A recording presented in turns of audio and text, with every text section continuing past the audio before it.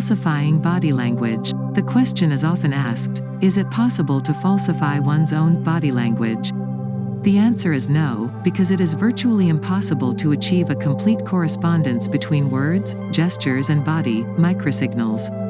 For example, open palms are associated with sincerity. However, when a person who is lying, trying to fake his body language, smiles and holds his palms upwards, pretending to be telling the truth, he is betrayed by microgestures, shrunken eyelids, a lifted eyebrow, a twitching corner of the lips, and so on.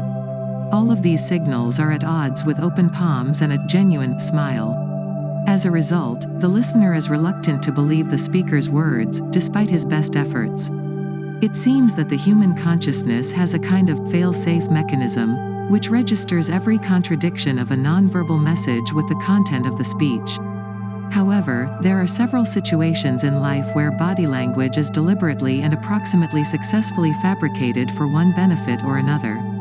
Think of Miss America, or the Miss Universe pageant, where each contestant demonstrates the elements of body language she has learned in order to create an impression of warmth and sincerity. It depends on how successful a girl is able to instill these signals. The judges award her points.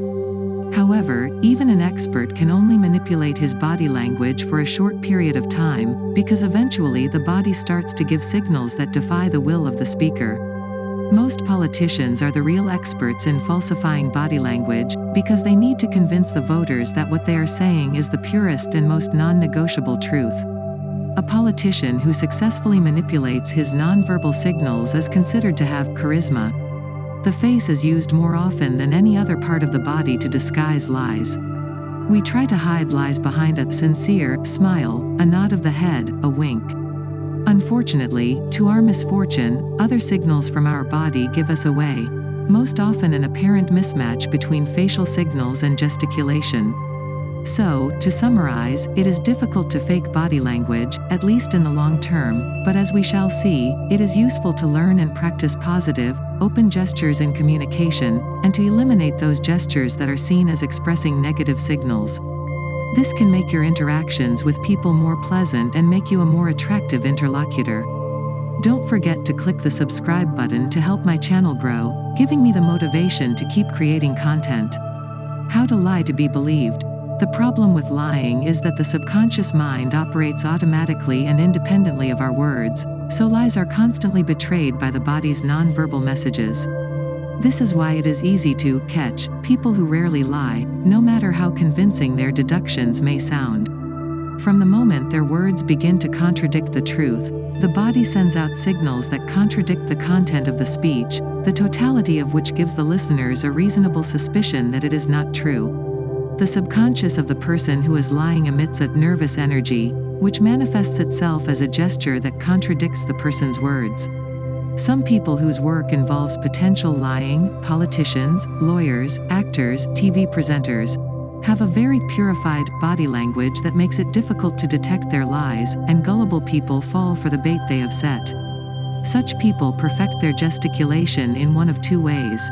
One is that they deliberately train themselves to simulate correct gesticulation by lying. However, this method is only effective if they have to tell a lot of untruths over a long period of time. Another way is to eliminate most elements of body language altogether, so that listeners cannot see the gestures that confirm or contradict the speaker's words. But this is also very difficult to do. If you get the chance, try a simple test. Consciously lie to someone you know and try to suppress all your bodily gestures by willpower while standing in front of them. Even if you succeed in suppressing the basic gestures, there will still be many so-called micro-gestures, such as twitching of the facial muscles, constriction of the pupils of the eyes and dilation, sweating of the forehead, flushing of the face, increased blinking and others that will immediately inform the interlocutor that you are not telling the truth. Until next episodes.